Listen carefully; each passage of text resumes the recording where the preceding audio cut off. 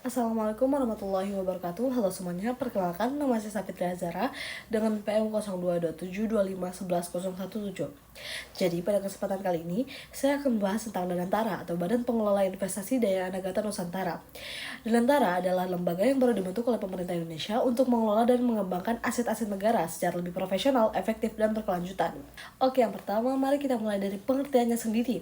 Jadi Danantara merupakan sebuah badan pengelola investasi yang secara khusus ditugaskan untuk mengelola kekayaan negara, termasuk dividen dan aset strategis BUMN.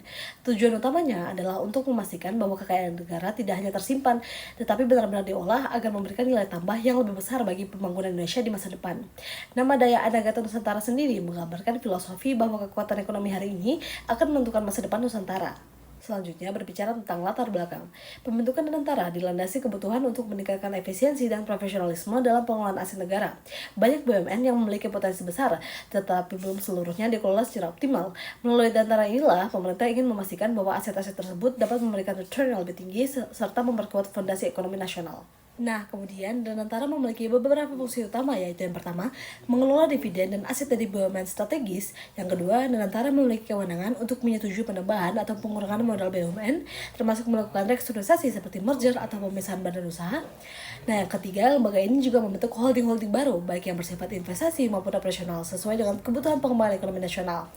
Dengan kewenangan tersebut, Danantara sebenarnya berperan layaknya super holding negara, mirip seperti Temasek di Singapura.